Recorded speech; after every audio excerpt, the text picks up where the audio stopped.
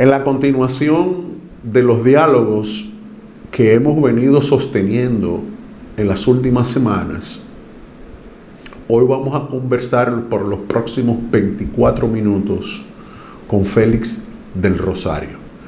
Con Félix del Rosario hablaremos sobre las convocatorias a los asuntos electorales y políticos de los partidos políticos y organizaciones. Pero además conversaremos sobre las estructuras locales, en este caso de la Fuerza del Pueblo. Y vamos a conocer muchos detalles interesantes sobre esas estructuras. Así que muy buenas, Félix, bienvenido. Tienes 24 minutos para disertar, para charlar. ¿Cómo se opera en el caso del Distrito Nacional, por ejemplo, los colegios electorales, por decir algo? Okay. Primero que todo, buenas tardes, gracias por la oportunidad. Aquí, como tú sabes, el Distrito Nacional está dividido territorialmente en 3 circunscripciones. Nosotros, principalmente, donde tenemos la posibilidad de trabajar políticamente, es la circunscripción número 1. Y la organización territorial de los partidos políticos generalmente se circunscribe al entorno de los recintos electorales. ¿Qué es un recinto electoral? Un recinto electoral es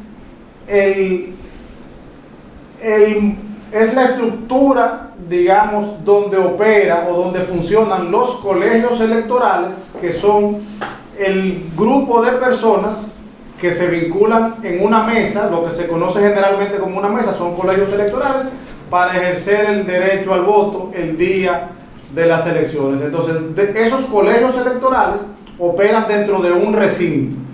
Y dentro de estos recintos, generalmente los partidos políticos, entonces, territorialmente se organizan en un proceso de dirección. En el caso de la Fuerza del Pueblo, organizan sus direcciones medias y sus direcciones de base para operar electoralmente en este entorno, ya que aquí es que... En este territorio. En ese territorio y en el entorno al recinto, que es donde se concentra, digamos, la mayor cantidad de personas que ejercen el voto. ¿Qué es una dirección de base? ¿Y qué es eso?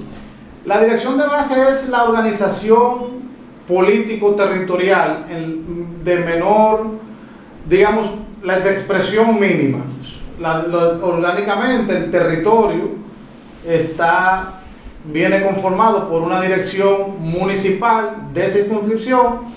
Dentro de estas vienen las direcciones medias, y dentro de las direcciones medias entonces se organizan direcciones de base, que son conjuntos de personas que tienen un presidente y una cantidad mínima de miembros, que puede variar entre 15 y 21 personas. Que operan por sectores. Por sectores, por bloques. En el caso de la circunscripción número 1 está dividido en 14 bloques. ¿Qué es un bloque? Un bloque es una distribución territorial. Es como la dirección política de ese lugar. Exacto, que abarca un determinado territorio para poder organizar y eficientizar los trabajos políticos que se realizan. ¿Cuántos bloques tiene la circunscripción 1 de la Fuerza del Pueblo? 14 bloques. Eso, cada bloque, ¿cuántas direcciones medias tiene? Las direcciones medias varían, dependiendo de los bloques, porque la composición, cuando se hizo la conformación, no necesariamente dentro de un bloque confluyen la misma cantidad de recintos. O sea, tú puedes tener bloques que tienen 2 direcciones medias y puedes tener bloques que tienen una cantidad mayor, 3, 4, 5 direcciones medias. Porque no es lo mismo San Carlos que La Yuca. Exactamente. ¿Sí? ¿No? Lógico. No es lo mismo San Carlos, tan grandote, poblacionalmente hablando. Y además del tema de la influencia socioeconómica, que La Yuca, por decir. Bien, entonces en ese escenario, ¿cuántos son los electores en la capital? En la capital completa, sí, la 3. En las 3 circunscripciones actualmente hay aproximadamente 1 millón, un poco menos de 1 millón de electores. ¿Y cuántos votan? Bueno, en el proceso pasado estaríamos hablando de que aproximadamente de 990,000 electores. La votación en el Distrito Nacional no llegó ni siquiera a 400, a unos 330,000 votos, 340,000 votos aproximadamente. ¿Cómo se da el fenómeno de la empatía en términos de la organización? Tú sabes que hasta hace poco, cuando hablo hace poco, hasta hace 20 años, todo era mascota. Todavía tú vas a un destacamento a poner una querella, una denuncia o lo que sea, y es una mascota. Entonces es un factor fundamental en términos de la inteligencia artificial. Es decir, ya hoy ya no es necesario el hecho de los levantamientos presenciales de inscríbete en mi partido. Entonces ya hoy, por ejemplo, la Fuerza del Pueblo inscribió 2.3 millones de personas. ¿Qué significa eso? El tema de la tecnología. No solo el tema de la tecnología por un lado, pero más que todo también aquí en el Distrito Nacional nosotros tenemos que ver, observar incluso el desarrollo urbanístico del Distrito Nacional. ¿Por qué? Porque, por ejemplo, tú tienes el caso de la circunscripción número 1, donde anteriormente, yo me acuerdo cuando militábamos, quizás hace 20 años, nosotros cogíamos un fin de semana y hacíamos una ruta en una calle y visitábamos casa por casa, sectores, tocábamos la puerta en una casa, entrábamos. Esfuerzo concentrado. Esfuerzo concentrado. Ahora mismo eso es prácticamente imposible porque tú no tienes acceso por el tema, tipo de edificación de la vivienda de Torrellat y la evolución socioeconómica. Exactamente. Entonces no es lo mismo una persona o unas familias que viven en un edificio, en una torre, cerrado, que en el barrio. Exacto. Entonces realmente eso, conjuntamente con otros factores también como el propio tema de la seguridad, el propio tema de lo que tú planteabas de la tecnología de la información, ha hecho que la política o la forma de hacer política y generar esa empatía que se hacía de manera tradicional ya resulte de que el político o el que pretende hacer un trabajo social político tenga que ser un poco más creativo para poder tener ese acceso, esa vinculación con la sociedad, y por eso, dentro de todo, notamos realmente que ese vínculo que antes se daba, ya no se da. Por el tema de que los mítines, ya con el tema del uso intensivo de la tecnología, una persona que tiene acceso a tecnología no tiene por qué ir a un mitin para ir a votar. Ni el dirigente tampoco tiene ese contacto directo como tenía hace tanto tiempo. O sea, antes tú convocabas fácilmente, tú te sentabas en una casa, en una galería, por ahí pasaba el vecino, por ahí tú saludabas, por ahí tú veías. Ya el dirigente tiene que hacer un trabajo, digamos, un poco más profundo, más elaborado para llegar a tener ese acceso. El mismo tema de la cotidianidad, el día a día de la persona, de la multiplicidad de trabajo, el horario. La gente sale a las 5, las 6 de la mañana, regresa a su casa a las 8, a las 9 de la noche, en el fin de semana aprovecha para hacer actividades personales. Por eso lo de las orquestas y los conciertos antes de los eventos de los partidos. Para tratar de atraer, siempre hay que generar algún tipo de actividad artística, cultural, para tratar de atraer de convocar ese tipo a personas que se sientan motivadas a no participar solo de una actividad desde el punto de vista político, sino que puedan tener otro atractivo, otro acercamiento, para entonces ahí dentro de esa actividad el dirigente poder hacer su labor ya de contacto, de convencimiento, de integración de esas personas al círculo, al activismo ya del político, del partido como tal. En el caso tuyo de lo electoral, que es fundamental, y para cualquier otro dirigente es fundamental, ¿cuáles son los aspectos a trabajar con el tema de la abstención, con el tema del ausentismo? Cuando uno convoca a la asamblea, por ejemplo, ¿cuáles son los mecanismos tecnológicos que ustedes utilizan para convocar? Los mecanismos que se utilizan de manera tradicional, la convocatoria se realizan a nivel de envío masivo, por redes sociales, por mensajes de texto,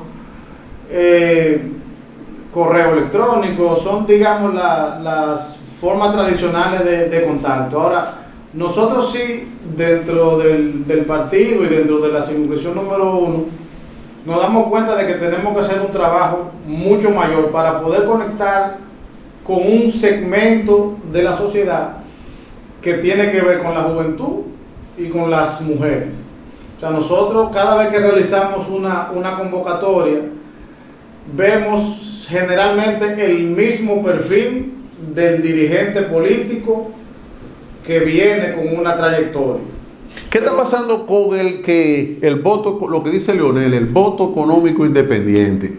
¿Qué es el voto económico independiente? El tipo que está en su oficina, que es odontólogo, o que está trabajando, que elabora, que es clase media, le dicen aquí clase media. ¿Qué pasa con ese individuo y el tema de su arraigo con los partidos políticos? ¿Qué está pasando? Mira, dentro del Congreso precisamente que celebró la Fuerza del Pueblo, la primera parte del Congreso, el Congreso Franklin Almeida, uno de los temas que se trató tiene que ver con la denominación de la simpatía. O sea, porque nosotros generalmente trabajábamos mucho enfocados en miembros, en dirigentes, pero no podemos dejar de reconocer que hay un segmento amplio de la población que simpatiza con una candidatura, que simpatiza con un partido, pero que necesariamente no le interesa organizarse, no le interesa participar en reuniones, no le interesa activar políticamente, sino con el individuo, sino que sencillamente son personas que tienen una identificación con una persona y el día del proceso van y votan. Entonces, ese segmento al que tú refieres podemos incorporarlo en ese grupo.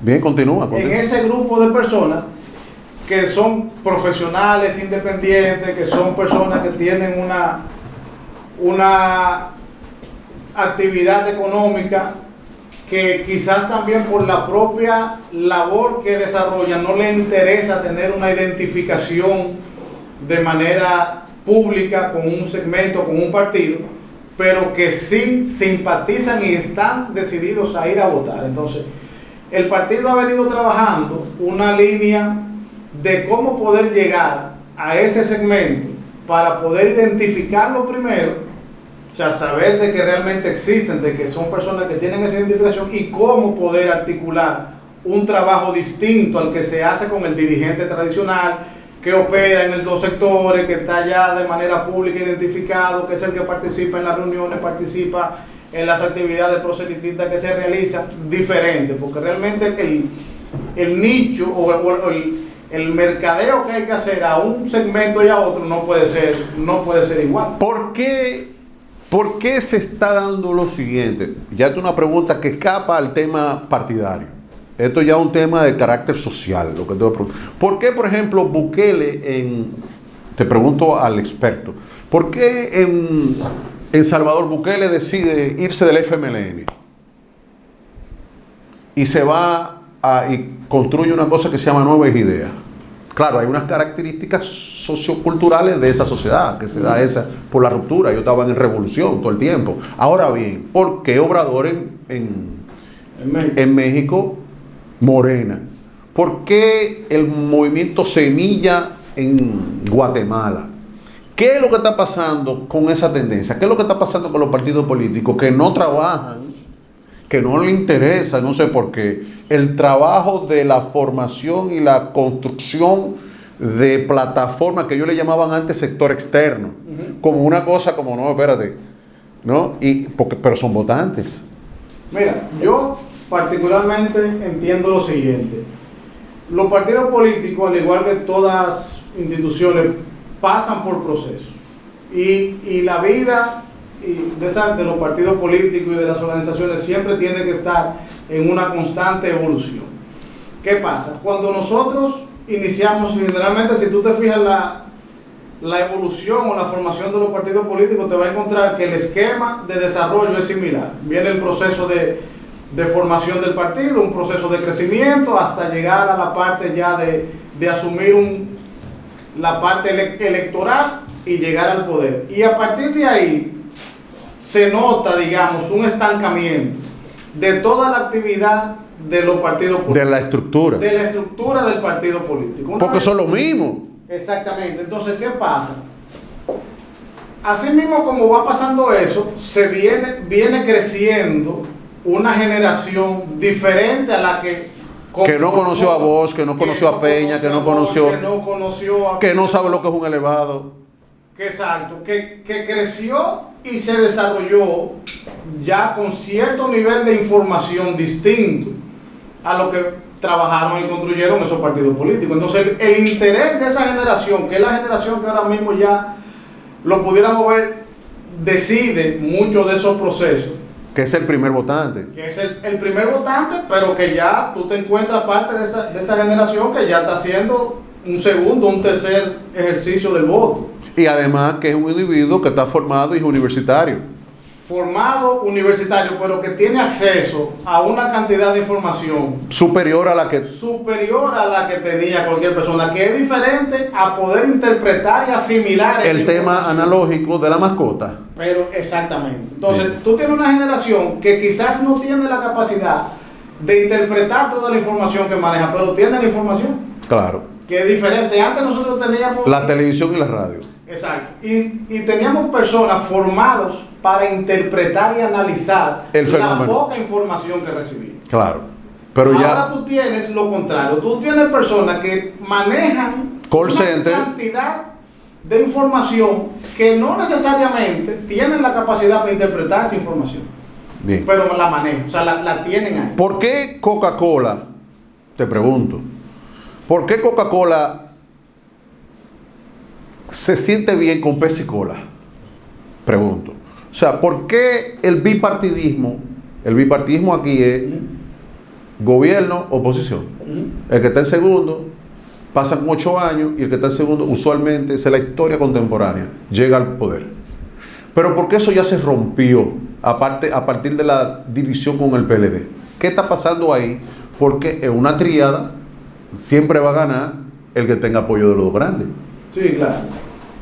Mira, yo entiendo que eso puede ser parte de lo mismo que estábamos hablando de la evolución. O sea, se dan situaciones, se dan fenómenos que necesariamente, en el caso del bipartidismo tradicional, ya no era, había una parte de la población que venía, ese proceso de la abstención que se venía dando, si bien ahora en el último proceso fue mayor, pero ya venía creciendo. O sea, ya se notaba un descontento de una gran parte de la población en los partidos políticos. La muerte de Balaguer, la muerte de Bosch, la muerte de Peña, la muerte de Jacobo, la muerte de Salvador. En esos partidos tradicionales, y la gente demanda o viene demandando ya una política o una forma de hacer política diferente a lo que se venía dando de manera tradicional. Y la participación, porque yo lo que veo que en la democracia representativa, la actual, nosotros lo que vemos es que el miembro, el militante no tiene derecho en los partidos políticos. El único derecho que tiene es apoyarme a mí.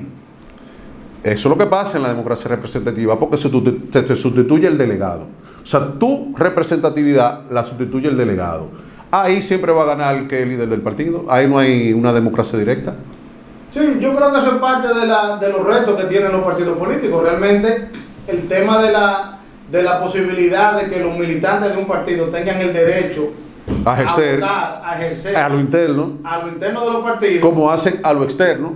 tiene que ser una conquista que permita precisamente que ese derecho se manifieste de manera interna. ¿Por qué? Porque nosotros vamos a un proceso electoral, pero entonces le decimos a los compañeros a lo interno Que no se puede. Que no se puede. Pero afuera sí. Pero entonces esa contradicción. No hay legitimidad. No hay legitimidad, y esas contradicciones deben ser parte de los retos que debemos enfrentar para poder conectar el partido con esa gran masa de la sociedad. Si yo sé que Roberto va a ser ya el candidato a senador en el 2028, por ejemplo, y ya yo sé que Manuel va a ser el candidato presidencial en el 2028, y ya yo sé que Edward va a ser el diputado más votado en la capital desde ahora, y faltan 3 años. Entonces, ¿cuál es el incentivo? Si yo sé que a mí no me van a subir salario en una empresa, y que durante 20 años usted no va a recibir ningún salario más que el que usted recibe, y usted va a trabajar 10 horas, y a ti te suben 5, 6, 7, 8, 9, 10, 12 veces, ¿qué yo voy a hacer? Yo me voy a ir para otra empresa. Te vas por tu empresa, o sencillamente, si no tienes la posibilidad de irte, te quedas ahí trabajando para la competencia. Haciendo nada, exacto, haciendo un trabajo mediocre, sin ningún tipo de motivación, de interés. No hay manera de que genere en ti una empatía hacia el partido, hacia la sociedad, y sencillamente eso, a la larga, por eso te digo, a la larga, Reduce va a bajar el nivel de popularidad, de afluencia, de conexión, de afluencia, y va a ir en detrimento del partido. ¿Por qué el PRD, por ejemplo, en tu opinión, vino 50% más uno, 50% más uno en el gobierno, en el poder, y después de gobernar 3 periodos, 5%? ¿Y por qué el Partido Reformista gobernó 22 años y después se murió Balaguer y viene a desaparecer? Y ahora el PLD, que hasta hace poco sacaba 50% más uno, sale 5%. ¿Qué está pasando? Ahí hay algo que está sucediendo. Sí, mira, yo creo que son situaciones diferentes. El empleo, pero creo que hay situaciones diferentes. Si bien hay algunas cosas comunes, pero creo que en sentido general, por ejemplo, la formación, la estructura de un partido reformista como un dirigente como el doctor Joaquín Balaguer es diferente a la forma, por ejemplo, del PLD, del PRM en su momento. El Partido Reformista era un partido que gravitaba en torno a... Pero el PLD gravitó todo el tiempo alrededor de Bosch también. El PLD gravitó todo el tiempo alrededor de Bosch, pero si tú recuerdas, por ejemplo, para las elecciones del 90, ya el doctor Fernández fue un candidato vicepresidencial que se presentó... Pero ya después que se muere Bosch, oye lo que es, ya después que se muere Bosch, viene Leonel y todo gravita sobre la base de él. Entonces, ya el que seguía, el que seguía a Leonel, Manuel, en el 96, ya tiene 60 años. O sea, el dirigente de verdad. El dirigente juvenil. El dirigente juvenil de ese tiempo, pero que hacía activismo. Ahora es un viejo roble. Ahora es un viejo roble. Entonces, ese individuo, a lo mejor no quiere votar por Leonel, ni quiere votar por Omar, ni quiere votar por ti, ni quiere votar por nadie. A lo mejor ese individuo lo que quiere es que sea gerente. Y tiene la capacidad para ser gerente y tú no lo dejas. No me refiero a Leonel, me refiero al sistema. Sí, claro. Entonces, ahí hay un problema más profundo. Sí, pero por eso te planteaba de que entiendo que son situaciones diferentes. O sea, no es un solo problema. Creo que es un conjunto. Es un conjunto de situaciones que se vienen dando. Pero el caso del Partido Reformista, como te decía, en torno a... ¿Qué tiempo nos falta? Balaguer, 23 años. Sí. El caso del PLD y los liderados fuertes como el del presidente Fernández, el presidente Danilo Medina, la división que se da, la conformación entonces de la Fuerza del Pueblo, cómo surge, también son aspectos que pesan. Y que de una manera, por ejemplo, el PLD cuando se divide, Leonel Fernández vino en un proceso interno, con 8 años fuera del poder, prácticamente con todo lo que hizo el gobierno de Danilo Medina en ese entonces, y Leonel aún así le sacó un 50%. Gracias. Se acabó. Eran 25 minutos. ¿Tú tienes algo más que decir? Bueno, primero darte las gracias a ti por la oportunidad y que nosotros en la Fuerza del Pueblo, en la circunscripción, estamos trabajando. ¿Tú no aspiras a algo? Sí, yo ahora mismo estoy aspirando a la dirección central, territorial, por la circunscripción número 1. Y en eso es que nos encontramos ahora trabajando y en fortalecer el partido en la circunscripción número 1 y poder hacer todo el trabajo en esa parte. Muchas gracias, querido hermano. A ti. A ustedes también. Vamos a ir a una pausa. Esta parte concluyó y regresamos en la misma dinámica para profundizar aún más sobre eso.